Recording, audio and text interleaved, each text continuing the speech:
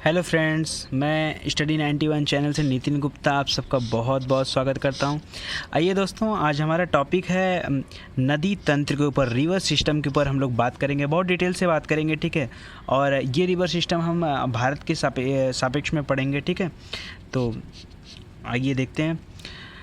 सबसे पहले हम बात करते हैं दोस्तों कि अपवाह किसे कहते हैं, ठीक है। अपवाह, ठीक है। तो निश्चित वाहिकाओं के माध्यम से हो रहे जल प्रवाह को क्या कहते हैं? अपवाह कहते हैं। वाहिका क्या होता है? जो नदियों के जाने का जो रास्ता होता है, वही क्या होता है? अपवाह का माध्यम होता है, वो वहीं से जल प्रवाह होता है। तो निश्चित वाहिकाओं के माध्यम से ये वाहिका जो है, जाने का जो रास्ता है, वही वाहिका होती है, ठीक है। तो निश्चित वाहिकाओं के माध्यम से हो रहे जल प्रवाह को अपवाह कहते हैं। इन वाहिकाओं के जाल को अपवाह तंत्र कहा जाता है, इसीलिए पूरा का पूरा ये क्या बन जाता है? रिवर सिस्टम बन जाता है। अगर दोस्तों आप ये वीडियो देख रहे हैं तो आप जान लीजिए ये हमारे वीडियो का दूसरा पार्ट है, नदी का दूसरा पार्ट है। नदी का पहला पार्ट हमने पहले ही अपलोड कर चुका हूँ, ठीक है। सबसे पहले आप उस पार्ट को देखिए, वहाँ से आपको ये पता चल जाएगा कि नदी किसे कहते हैं, नदी कितने प्रकार की होती है, ये सारे टर्म्स आप क्या करेंगे? समझ जाएंगे, ठीक है। उसके बाद आप यहाँ ध्यान देते तो ज़्यादा बेटर होता है, ठीक है। तो आइए आगे देखते हैं फिर। तो आपको समझ में आ गया अपवाह किसे कहते हैं। तो निश्चित वाहिकाओं के माध्यम से हो रहे जल प्रवाह को अपवाह कहते हैं, ठीक है। अपवाह द्रोणी किसे कहते हैं? तो देखिए दोस्तों, जो जैसे कोई नदी है और उसकी कोई सहायक नदी है, तो इन दोनों नदियों के द्वारा जो नदी गई है, वो जो सहायक नदी, वो इनके द्वारा जो अपवाहित पूरा का पूरा क्षेत्र है, वही क्या कहलाता है? अपवाह द्रोणी कहलाता है। जैसे मान लीजिए गंगा नदी जा रही है, ठीक है।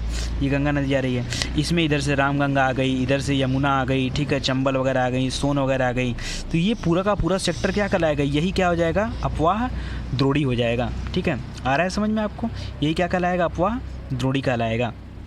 एक अपवाह द्रोणी को दूसरे से अलग करने वाली सीमा को जल विभाजक या जल संभर कहते हैं। मतलब जो दो टाइप के जल होते हैं ना, दो अपवाह द्रोणी होते हैं ना, तो उनको जो अलग करने वाली सीमा होती है, वही क्या कहलाती है? जल विभाजक या जल संभर कहती है। नॉर्मली जो देखिए, जल विभाजक को हम बड़ी नदियों के तौर पर लेते हैं और जल संभर को हम छोटी नदियों के सापेक्ष में लेते हैं। छोटी नदियाँ, नाले, नहरें वगैरह, ठीक है, इनको हम लेते हैं जल संभर के रूप में। तो जल विभाजक, जल संभर, ठीक है। आइए अब बात करते हैं कि अपवाह के आधार पर नदियाँ कितने प्रकार की होती हैं। तो अपवाह के आधार पर हमने नदियों को दो भागों में बांटा है, एक हिमालयी नदियाँ, दूसरा प्रायद्वीपीय नदियाँ। दोस्तों पार्ट 2 में हम केवल हिमालयी नदियों के बारे में बात करेंगे और एक मैं तीसरा पार्ट बनाऊंगा जिसमें हम डिटेल से प्रायद्वीपीय नदियों के बारे में बात करेंगे। तो हिमालयी नदियों हमें 4 पढ़ना है, एक सिंधु नदी तंत्र, गंगा नदी तंत्र, यमुना नदी तंत्र और ब्रह्मपुत्र नदी तंत्र। देखिए यमुना तो कहीं ना कहीं आके गंगा में मिक्स हो जाती है, तो 3 ही नदी तंत्र बचते हैं, सिंधु, गंगा और ब्रह्मपुत्र। और इधर प्रायद्वीपीय जो नदियाँ होती हैं, इसमें हम 2 टाइप से पढ़ेंगे। एक पढ़ेंगे पश्चिमी घाट में जो उद्गम नदियाँ होती हैं उनका, और दूसरा सह्याद्री या विंध्य की पहाड़ियों से जो नदियाँ उद्गमित होती हैं। तो देखिए यहाँ से कृष्णा निकलती है, गोदावरी हो गई, कावेरी हो गई, पेन्नार हो गई, और भी जो इम्पोर्टेंट नदियाँ उनको भी कवर करेंगे। ऐसा नहीं कि केवल यही 4 कवर करेंगे। और इधर विंध्य से महानदी, नर्मदा, ताप्ती, तो इनका वर्णन करेंगे, ठीक है। तो आइए बात करते हैं सबसे पहले हम किसके बारे में? सिंधु नदी तंत्र के बारे में। लेकिन सिंधु नदी तंत्र के बारे में बात करने से पहले दोस्तों, मैं चाहूँगा कि आपको हिमालयी नदियाँ और प्रायद्वीपीय नदियों में अंतर समझ में आ जाए, ठीक है। तो अंतर जान लेना आपके लिए बहुत ज़रूरी है। तो आइए सबसे पहले हम आपको अंतर बताते हैं। देखिए जो हिमालय की नदियाँ होती हैं, वहाँ पे क्या होता है दोस्तों? ग्लेशियर की उपस्थिति होती है, ठीक है। जैसे लद्दाख का ग्लेशियर है, ठीक है ना, सियाचिन का ग्लेशियर है, तो वहाँ पे ग्लेशियर की उपस्थिति होती है, जिसके कारण इन नदियों में 12 महीने जल भरा रहता है। अगर कम भी होता है, ऐसा नहीं कि जैसे गंगा नदी इस समय पानी काफ़ी कम हो गया उसका, लेकिन ऐसा नहीं कि एकदम सूख जाए। और यहाँ क्या है, नदियों में सिर्फ और सिर्फ एक ही माध्यम होता है, वर्षा का जल, क्योंकि दक्षिण भारत में, जहाँ प्रायद्वीपीय भारत है, वहाँ पे किसी भी ग्लेशियर की उपस्थिति नहीं है। तो ये पहला अंतर हो गया, बड़ा अंतर है। दूसरा अंतर है दोस्तों नदियों की अवस्थाओं को लेकर के। तो नदियों की अवस्थाएं देखिए, 3 अवस्थाएं होती नदियों की। एक बाल्यावस्था होती है, युवा अवस्था होती है, प्रौढ़ावस्था होती है, और फिर वृद्धावस्था में तो मान लीजिए वो गिर जाती हैं, ठीक है। तो मेनली ये 3 होती हैं। तो यहाँ पे नदियों की युवा अवस्थाएं देखने को मिलती है। युवा अवस्था में क्या होता है दोस्तों? जैसे युवाओं में जोश ज़्यादा होता है ना, उसी तरह युवा अवस्था में नदियों में भी उनके प्रवाह में तेज़ी होती है, ठीक है। उनका प्रवाह बहुत तेज़ होता है वहाँ पे। अच्छा बताइए, प्रवाह तेज़ होगा तो अपर्दन भी तेज़ होगा, और अपर्दन तेज होगा तो बहुत सारी चीज़ों का निर्माण होगा, जैसे या तो कैनियन बन जाए, गार्ज बन जाए, ठीक है, इन सारी चीज़ों का निर्माण होगा। तो यहाँ पे नदियों की युवावस्थाएँ देखने को मिलती है, जबकि यहाँ पे नदियों की प्रौढ़ावस्थाएँ देखने को मिलती है, क्योंकि यहाँ पे क्या हो जाता है, ये मैदानी सेक्टर में चलती हैं, ठीक है। तो यहाँ प्रौढ़ावस्था देखने को मिलती है और यहाँ युवावस्था देखने मिलती है। तीसरा अगर हम बात करते हैं तो देखिए हमने बताया कि अगर वो युवा अवस्था रहेंगी तो उनका जल का प्रवाह जो रहेगा बहुत तेज़ रहेगा, तो तेज़ रहेगा तो वहाँ घाटियों का निर्माण हो सकता है, कैनियन गार्ज का निर्माण हो सकता है। और यहाँ पे ये देखिए ये नदियाँ खुद निर्माण करती हैं और ये क्या होता है, ये घाटियों में बहती हैं, बनी बनाई घाटियों में बहती हैं, ठीक है। यहाँ गार्ज का निर्माण होता है, गार्ज यानी गर्त टाइप का निर्माण होता है, जैसे जल ऊपर से गिरता है तो बीच में गड्ढा हो जाएगा, ये गार्ज बन गया, ठीक है। तो गार्ज का निर्माण होता है और यहाँ कोई गार्ज का निर्माण नहीं होता है। इन नदियों में नौगम में होता है, मतलब नौकाएं चलती हैं, इसमें प्रायः नहीं चलती हैं, ठीक है। इनकी संख्या ज़्यादा है, ठीक है, और प्रायद्वीपीय भारत में नदियों की संख्या कम है, ठीक है। इसके अलावा ये विसर्प का रूप भी धारण करती हैं, ठीक है, और ये विसर्प का रूप नहीं धारण करती, ये वाली सीधा चलती। अच्छा, ये विसर्प क्यों धारण करती है? देखिए पहाड़ों पे जब तक हैं तब तक तो तेज़ होती हैं, लेकिन जैसे मैदान में आती हैं इनकी स्पीड क्या हो जाती है दोस्तों, स्लो हो जाती है। तो अपनी स्पीड को बनाए रखने के लिए नदियाँ क्या करती हैं, ये विसर्प का रूप धारण करती हैं। ये सारा चीज़ें मैंने बताया है आपको नदी के पहले वाले पार्ट में, मैं आपसे बता रहा हूँ कि आप पहले पहला पार्ट देखो, बाद में दूसरा पार्ट देखो। और प्रायद्वीपीय भारत की नदियाँ क्या होती हैं, नॉर्मली क्या करती हैं, सीधे चलती हैं, और यहाँ पानी ज़्यादा होने की वजह से सिंचाई भी ज़्यादा होगा, यहाँ सिंचाई कम होगा। यहाँ बाढ़ भी ज़्यादा आएगा, क्योंकि पानी ज़्यादा है तो बाढ़ भी ज़्यादा आएगा। मैदान और मुहाने दोनों तक बाढ़ आता है, यहाँ पे बाढ़ कम आता है, नॉर्मली मुहाने पे खाली बाढ़ आता है, अधिक होता है जल, ठीक है। और यहाँ पे लेकिन कोई भी जल विद्युत परियोजना नहीं लगती है, ठीक है, और यहाँ पे जल विद्युत परियोजनाएं आपको देखने को मिलेंगी। इसके अलावा ये लंबी होती हैं, हिमालयी नदियाँ और प्रायद्वीपीय नदियाँ कम लंबी होती, मतलब छोटी होती हैं, और इनका जल ग्रहण क्षेत्र भी बड़ा होता है। तो ओवरऑल देखिए आप सिंपल मिला के जल ग्रहण क्षेत्र बड़ा होगा तो युवावस्थाएँ ज़्यादा होंगी, गार्ज का निर्माण करेंगी, अपर्दन का करेंगी, ठीक है, विसर्प भी बनाएंगी, संख्या भी ज़्यादा हो जाएगी। तो ये सारे कहीं ना कहीं कोरिलेट करते हैं एक दूसरे से। और यहाँ पे कि जल ग्रहण क्षेत्र जो होता है वो कम होता है, और ये बड़े आकार के डेल्टा का निर्माण करती हैं, और इनका डेल्टा नॉर्मली क्या होता है, थोड़ा इनके अपेक्षा छोटा होता है, छोटा होता है, ठीक है। आइए अब हम अपनी बात करते हैं हिमालयन रिवर सिस्टम के ऊपर। तो सबसे पहला रिवर सिस्टम जो हमें अभी पढ़ना है, ये पढ़ना है हमें सिंधु नदी तंत्र के बारे में, सिंधु रिवर सिस्टम। तो ये सिंधु नदी तंत्र में हम उसकी सिंधु और उसकी समस्त सहायक नदियों को पढ़ेंगे, ठीक है। तो नॉर्मली हम 5 नदियों का नाम सुने होंगे, ठीक है, जैसे आपने सुना होगा झेलम, चिनाब, रावी, ब्यास, सतलज, लेकिन हम यहाँ केवल सिर्फ उन 5 की बात नहीं करेंगे, हम उस लोकेशन की जितनी भी नदियाँ हैं उन सारी नदियों की बात करें। तो आप घबराइए मत इतना खतरनाक फ़ोटो देखकर, मैं अभी पढ़ा रहा हूँ तरीके से, ठीक है, आप केवल मेरे साथ बने रहिए। तो देखिए ये जो यहाँ पे देखिए ग्लेशियर है, यहाँ पे मानसरोवर है, ठीक है ना, ये यहाँ पे मानसरोवर झील है, ठीक है। इसी मानसरोवर झील के एक तरफ से क्या होती है, ये सिंधु नदी निकलती है, जो डबल लाइनिंग मैंने बनाया है, और ये लास्ट में आके अरब सागर में गिरती है, ठीक है, आपको समझ में आ रहा है, यहाँ से निकलती है, ठीक है, मानसरोवर से। और मानसरोवर के दूसरे इधर वाले हिस्से से ये ब्रह्मपुत्रा नदी निकलेगी, तो इधर ये त्रिपुरा का पूरा तिब्बत का एरिया, और ये मानसरोवर झील भी दोस्तों तिब्बत में है, ठीक है, मैंने भारत का मैप नहीं बनाया, ठीक है। तो ये जो मानसरोवर झील है ये भी कहाँ पे है, तिब्बत में, और इसी के पास में कैलाश पर्वत है, ठीक है। तो ये मानसरोवर झील है, और मानसरोवर झील से निकलती है, निकलने के बाद ये सीधे कहाँ पहुँचती है, लद्दाख होते हुए यहाँ तक आ जाती है ऊपर तक। तो ऊपर गिलगिट का हिस्सा है सबसे ऊपर, ठीक है, ये भारत के सबसे ऊपर गिलगिट का हिस्सा है। यहीं पे दोस्तों कंचनजंगा है पर्वत, K2 गार्डविन ऑस्टिन जिसको बोलते हैं, सबसे ऊंचा पर्वत यहीं पर गिलगिट के पास है, और यहाँ बीच में पड़ता हमारी लद्दाख की श्रेणी है, ये पूरे के पूरे लद्दाख श्रेणी है।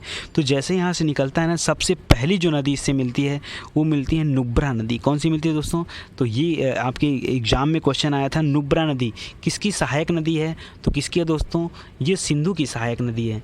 नुब्रा और श्योक 2 नदियाँ मिलती हैं यहाँ पे ऊपर से, ठीक है ना, ये लद्दाख के ग्लेशियर से निकलती हैं, ठीक है, और यहीं आके मिल जाती हैं बगल में, थोड़ी दूर चलती हैं, छोटी नदियाँ हैं बहुत, ठीक है। तो नुब्रा और श्योक नदी, तो आप बार बार, मैंने बोला कि आप बार बार नाम को बोलिए, जितना नाम को बोलेंगे आपके लिए उतना ज़्यादा फ़ायदा होगा, ठीक है।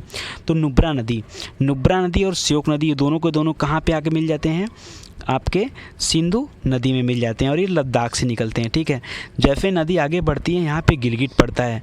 गिलगिट दोस्तों ये पाकिस्तान ऑक्युपाइड कश्मीर का हिस्सा है, मतलब वह हिस्सा जो पाक अधिकृत क्षेत्र में आता है। तो हमारा गार्डविन ऑस्टिन भी वहीं पे पड़ता है, ठीक है। तो ये पीओके में पड़ता है। ये जो गिलगिट नाम है दोस्तों ना, ये गिलगिट वहाँ के एक शहर का नाम है और वो नदी के नाम पर ही पड़ा है। उस नदी का नाम भी दोस्तों क्या है, गिलगिट। तो अगली जो नदी मिलेगी वो कौन सी मिलेगी, गिलगिट। तो आप ऐसे याद कर लो, जैसे पाकिस्तानी अपना नाम गिरगिट की तरह बदलते हैं, तो गिलगिट गिरगिट, ठीक है ना। और इसी गिलगिट के पास दोस्तों मैं थोड़ी सी कहानी आपको बता दूं, इसी गिलगिट के पास ये नदी एक गार्ज का निर्माण करती है, जो दुनिया का सबसे गहरा गार्ज है। नदी से बनाया गया दुनिया का सबसे गहरा गार्ज यहीं पे है, जिसका नाम है दोस्तों बुंजी गार्ज। देखिए मैंने यहाँ बनाया है, ठीक है ना, बुंजी गार्ज, ठीक है ना। तो बुंजी गार्ज, तो बुंजी गार्ज का निर्माण करती है नदी। उसके बाद फिर आगे आते हैं, ठीक है, ये आगे आती है, जैसे जैसे आगे आती है तो अब इधर से जो नदियाँ आती, देखिए यहाँ से काबुल से आ रही एक नदी, ठीक है, और यहाँ स्वात नदी। तो ये दो नदियाँ आ रही है, काबुल नदी और स्वात नदी, ठीक है ना। तो ये दो नदियाँ आ गई। तो देखिए यहाँ श्योक पड़ा था, नुब्रा पड़ा, फिर गिलगिट मिला, फिर स्वात और काबुल मिला, ठीक है। फिर कुर्रम नदी, तो देखिए काबुल नदी, कुर्रम नदी और गोमल नदी, ये तीन जो है हमको पौराणिक नदियाँ कही जाती हैं, ठीक है ना, और पुराने समय की नदियाँ हैं, ठीक है। इनका वर्णन हमें कहाँ मिलता है, पुराणों में भी मिलता है। पुराने आपरिक वैदिक काल, उत्तर वैदिक काल के टाइम पीरियड में पढ़ेंगे, तीन नदियों का वर्णन वहाँ भी है। तो यहाँ पे देखिए काबुल और स्वात आके मिल गई और इधर से कुर्रम मिली, ठीक है, कुर्रम और तोची। तो अगर आपको याद होता है तो ठीक है, नहीं होता है तो कोई बात नहीं, ठीक है, कुर्रम और तोची और गोमल। और इधर से कुंदर नदी आ रही है और झोब नदी आ रही है, ठीक है। तो इतनी नदियाँ हैं जो क्या मिलती हैं, सिंध नदी से मिलती हैं। और किस ओर से दोस्तों, तो दाहिने तरफ से। देखिए कैसे आप समझते हैं दाएं बाएं नदियाँ, देखिए जिधर जा रही हैं, जिधर उनकी दिशा है, तो इधर इनकी दिशा है ना, तो जब इधर दिशा है तो ये साइड बायां होगा और ये उनका दायां होगा, ये बायां होगा, ये दायां होगा। तो ये सारी की सारी नदियाँ क्या है, दाएं साइड हैं। और बाएं साइड की बात करते हैं तो दाएं साइड तो फिर हमारा वो कुछ ऊपर के हिस्से में तो अफगानिस्तान का हिस्सा था, फिर इधर पाकिस्तान का हिस्सा है, ठीक है। तो ये तो पाकिस्तान अफगानिस्तान का हिस्सा। हम अपने भारत के सापेक्ष में देखते हैं कि वहाँ पर कौन कौन सी नदियाँ मिलती हैं। तो जो सबसे ऊपर यहाँ नदी है वो दोस्तों हमारी कौन सी है, किशनगंगा नदी, किशनगंगा और कुंहर नदी, ठीक है ना, ये दोनों नदी। और यहीं पे एक और झील है दोस्तों, तो बेरी नाग झील है। कौन सा नाम दोस्तों, तो आप मैंने झील का एक वीडियो बनाया जिसमें भारत के सारे झीलों को कवर किया है। उसमें मैंने बताया है कि आप कैसे याद करेंगे जो भारत की झीलें हैं। तो जितने नाग और नागिन हैं ना, ये कहाँ के झीलें हैं, सब जम्मू कश्मीर में पड़ते हैं। तो बेरी नाग झील यहीं पे है और बेरी नाग झील से झेलम निकलती है, ठीक है। तो आप याद कर लीजिए कि नाग अगर किसी को मिल गया, तो नाग अगर किसी को काट लिया, मतलब सांप काट लिया, तो आदमी झेल जाता है, ठीक है। तो वेरी नाग से कौन सी नदी निकल रही है, झेलम नदी। नाग काटेगा तो झेल ही जाएगा ना आदमी, ठीक है। तो वेरी नाग से निकला कौन नदी, झेलम नदी निकलती है और आगे जाती है। आगे जाके इसकी मुलाकात होती है किशनगंगा नदी से।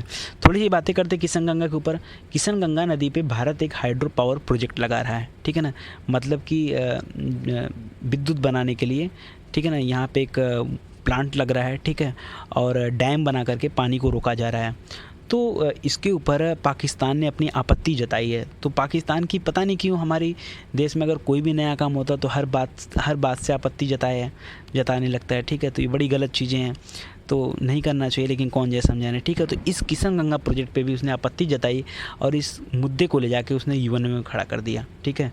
तो भारत फ़िलहाल अपना काम जारी किया है, नहीं मान रहा है पाकिस्तान की बात कि ठीक है हम अपना काम कर रहे हैं, मुझे करने दीजिए, ठीक है। कुछ दिन पहले आपने सुना होगा ये सिंधु नदी का जल समझौता वाला जो विवाद था, ठीक है। मैं जल्दी ही वीडियो बना के डालूंगा इस पर, ठीक है, अभी टाइम नहीं है। तो आइए बात करते हैं। तो किशनगंगा नदी, किशनगंगा और कुंहर नदी, ये दोनों के दोनों नदियाँ कहाँ मिल जाएंगी, झेलम नदी से, ठीक है, ये मिल जाती हैं और फिर ये आगे निकल जाती है, ठीक है। यहाँ पे दोस्तों एक और छोटी सी नदी मिलती है जाके सोहन नदी। तो आपने अगर इतिहास पढ़ा होगा तो उसमें मैं अपने इतिहास के वीडियो में पढ़ाया हूँ, अगर आपने पढ़ा होगा तो सोहन नदी घाटी का नाम आपने सुना होगा।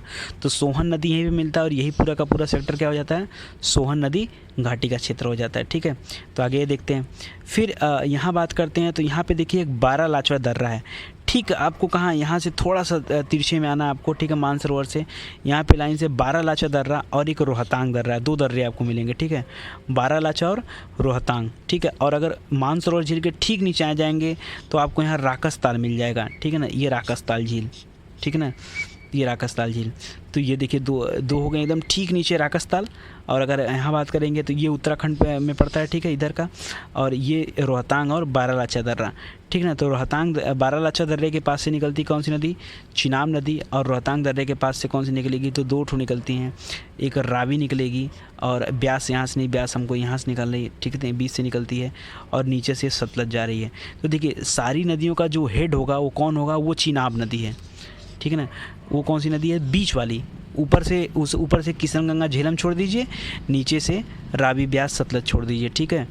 तो ये अगर तीन ऐसे याद कर लीजिए, कुंहर किशनगंगा झेलम छोड़ लीजिए, इधर रावी ब्यास सतलज छोड़ लीजिए। तो बीच की जो नदी है ये चिनाब नदी जो बारालाचा से निकलती है। तो याद कैसे लगेंगे? चीनाब, ब आ रहा है, ब चीनाब, ब से बारालाचा, चीनाब बारालाचा, चीनाब बारालाचा, ठीक है ना। तो चिनाब जो निकलती है बारालाचा दर्रे से निकलती है और ये आगे आती है। यहीं इसकी मुलाकात आगे चल के किससे हो जाती है दोस्तों? तो ये झेलम नदी से हो जाती है, ठीक है।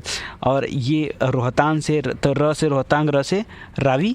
तो रोहतांग दर्रे से क्या, दर्रे के पास से रावी नदी निकलती है और वो भी आके चिनाब में मिलेगी।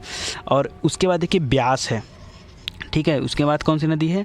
ब्यास नदी। और लास्ट में सतलज है, ठीक है ना। आप ये बात याद रखिए, कई लोग गलत कहते हैं रावी सतलज ब्यास, नहीं, रावी ब्यास सतलज, ठीक है ना।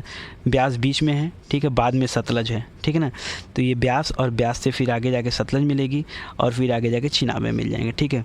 यहाँ पे हरिके बैराज करें, यहाँ पे जो है बहुत सारे हाइड्रो पावर प्रोजेक्ट भी लगाए गए हैं जो मैं आपको आगे बताऊँगा। उसका अलग से मैं सोचा वीडियो बना दूँगा, यहाँ बताऊँगा तो बहुत टाइम लग जाएगा।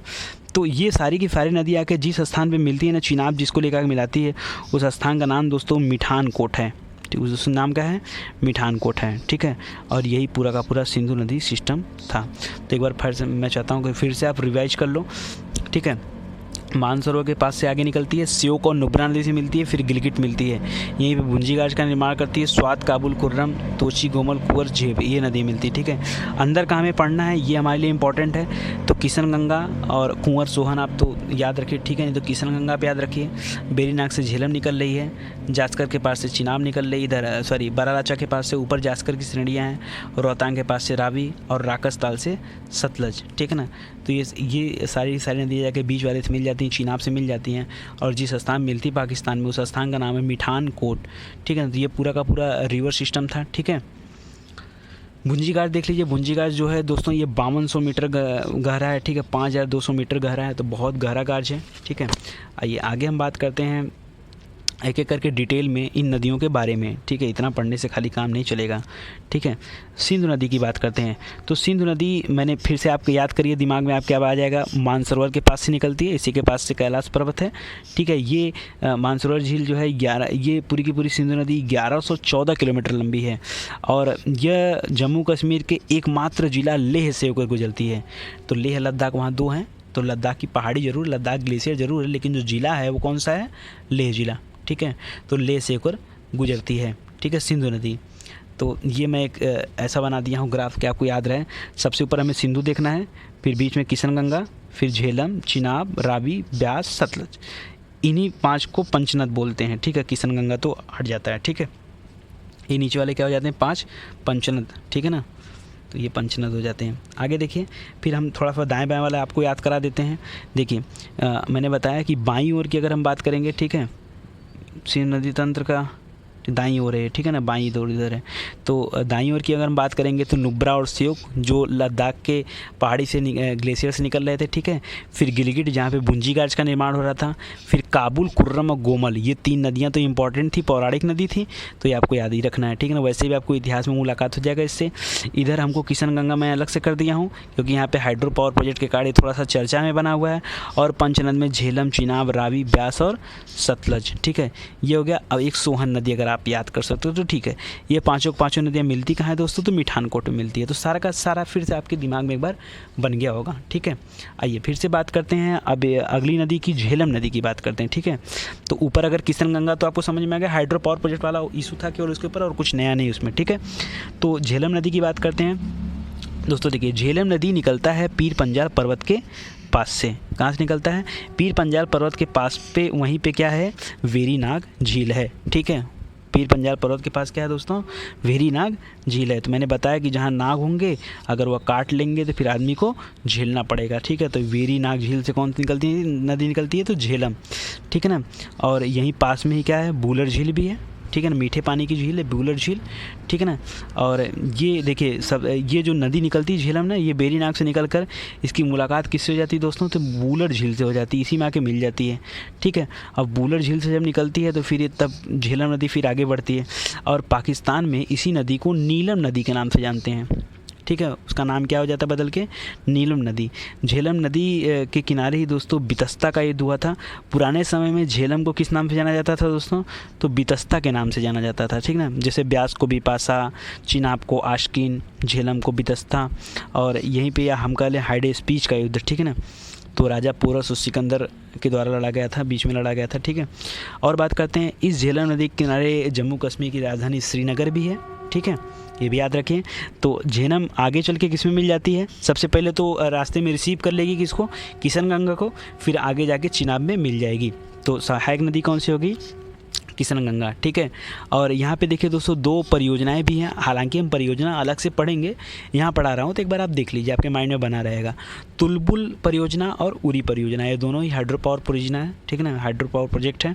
तो तुलबुल और उरी, ठीक है ना, तुलबुल उरी, ठीक है ना।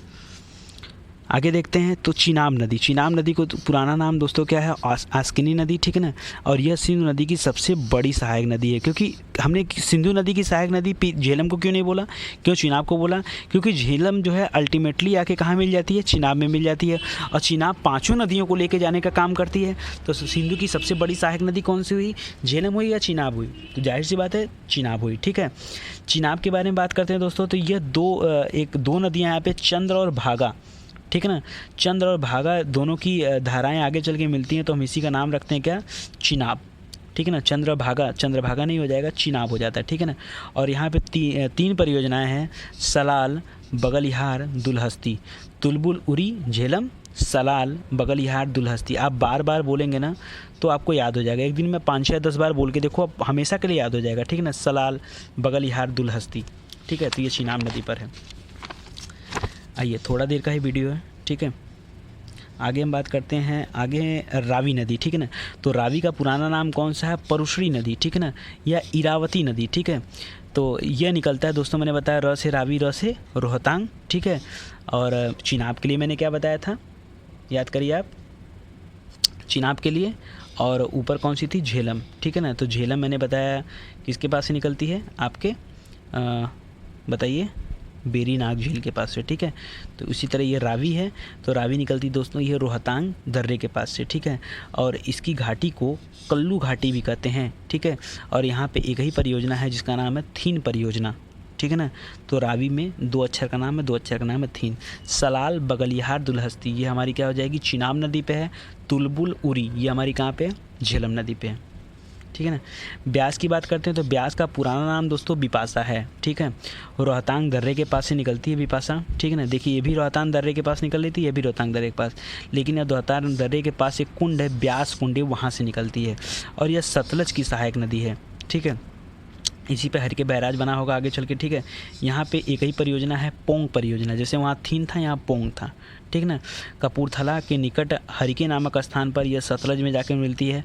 और इसी हरिके से एक नहर निकाली जाती है जिसका नाम है इंदिरा गांधी नहर। यह भारत की सबसे लंबी नहर है, ठीक ना, इंदिरा गांधी नहर। ये जाएगी राजस्थान तक, ठीक है दोस्तों। तो ये आप ध्यान रखिए। फिर आगे जो नदी है ये सतलज नदी है, ठीक है ना। पंच नदी में आखिरी नदी है सतलज। तो सतलज नदी को सुतुद्री भी बोला जाता था, सुतुद्री, ठीक है ना। और ये मानसरोवर झील के निकट से निकलती है, ठीक है ना। उसके नीचे राकस ताल पड़ता है, नीचे एकदम बताया था राकस ताल।